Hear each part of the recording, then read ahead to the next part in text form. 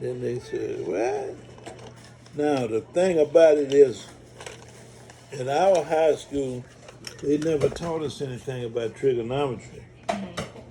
We heard about it, algebra 1. I don't think we ever went to algebra 2 or whatever. Then the geometry, they just related the theorems and we were supposed to work. Well, I learned enough about trigonometry from that young man in the store. He went to Katy High School, and a lot of time he and his classmates would come in the store where I was working, discussing all those tangents, sines, and all that stuff. I didn't have any idea what I was talking about. Then, when I got in the Air Force, we had to plot maps, altitudes, and all that. Then they showed me what a rate of descent, a 2-degree or a 3-degree. How many feet off the ground per mile? And I had to think, well, 2 degrees, now 3 degrees. The 2.5 degree were more accurate than the 3 degree. So we have to learn if you're 5 miles out at 300 feet a mile, how far you have to start? Well, 1,800 feet, 1,800. Okay, 5 miles, 15, 4 miles, 12, 9, 10. And that's it. That just happened through listening to what other people were talking and discussing. And later on, I started thinking about it. Well, it works. Tangents mean a lot. I said, well, okay. I said, well, I would have never found a reason for using that other than the experience I had by being related to my job, my air traffic control job. We had everybody in air traffic control didn't have to answer that, but with the position I had to get in there and more or less participate and determine. And then, especially like over in Japan, we was at Itazuki. That's the name of the base as far as the Air Force was concerned. But it's really Fukuoka, the city airport. The military base had operations from there, but Itazuki was really Fukuoka International. So we had to handle Japan Airlines, Nikon, all those airliners are coming in with passengers along with our military aircraft. We had to be right. No assumptions. You had to be right. And it just walked right along with it. And then, like I say, I got credit for the stuff we were doing. And when the Air Force decided to move on from there, we had trained the Japanese enough. I don't know if they could do that work. Well, they had people that knew what the procedures were. But back in them days, everything had to be handled in English. And that way they got the right to use their own native language. Anybody coming in there, either spoke Japanese or English. They didn't go in Russian or Mexican or Spanish or nothing like that. It worked out really good. Now, like counting all those zeros, that was an accident too. Yeah. I read that in a World Book Encyclopedia, Powers of 10. 1,000 times 1,000 is what? 10,000. Okay. 100,000 times 1,000 is what? A million. Really? 100 times a million is what? A billion. A billion. 100 times a billion, a trillion.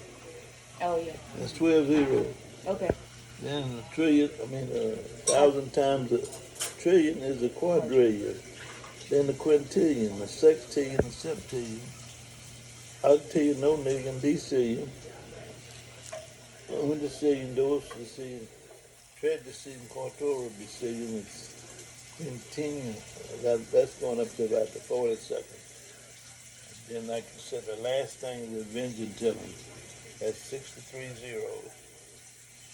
I don't know if we'd ever gone, but people never thought we'd get past 1,000 either. Back in my mama's days, 1,000 was a great number. 10,000, 100,000. Then they would say that the next one is a million. That's a number with 6 zeros. They were wondering how that figured. I said, well, that's just one value times another value continues with that cycle. After you pass 1,000, most of the time those names change with 3 zeros. 1,000, million, billion, trillion, like that. But I'm hoping. Well, yeah, in the computers, they're in trillions now, aren't they? That's like the code is zeros and ones. So I wouldn't know how to answer your question, but the language is made up of series of zeros and ones to make up words. The binary system. Yeah.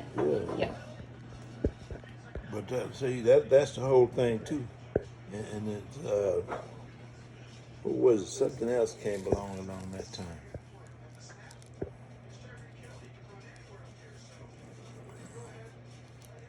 One time they had the base 8. I think that was okay.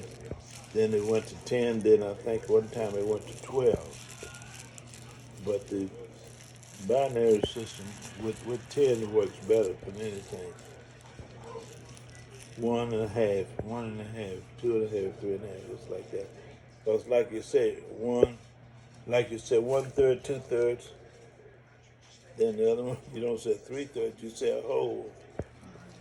But you go with tens. Let's go by the value of 10. Tens, 20s, 30s, 40s, 50s, 60s, and 70s. Then I got another thing. 1, 3, 5, 7, 9. Or you can go 0, 2, 4, 6, 8. And those values just continue. I haven't discovered it, but there's a way you can codify that and you can get it now. What is it? Each year is supposed to be 365 days plus an hour or two till to get to the fourth year, and that brings it up to a leap year, a whole 24 hours difference. But like now, what's this, 2021? We just had a leap year last year. Next leap year will be 24. And the good thing about leap year is that I like to remember that leap year is also the presidential election year. And also the year for the Olympics, international things like that. But I don't know how they came about thinking about things like this years and years ago.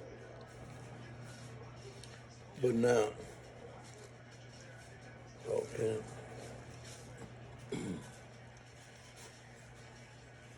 I'm telling you, like it's the same thing with music too. When they were breaking it down to scales, how you start with the unison, then you go to the first level, the second level, third level, the fourth, and the fifth.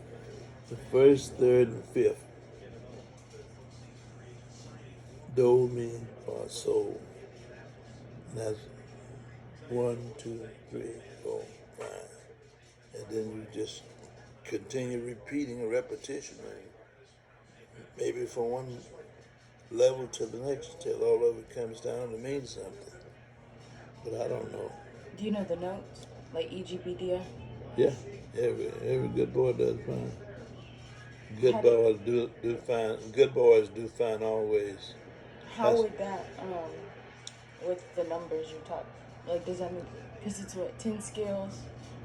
So are some even and some odd? Yeah. On the treble clef, It starts with the lines started with an E. The next line is a G. Next line is a B and D and an F. But on the bass clef, the bottom lines start with the G, B, D. Good boys do fine always. Those are lines on the bass scale, and just it's about I don't know a tone or two below what the baritone. I think the baritone comes up one note higher than the bass, and then after a while we get into the line with the tenors. Then the next thing will be the female voices, the alto and the sopranos.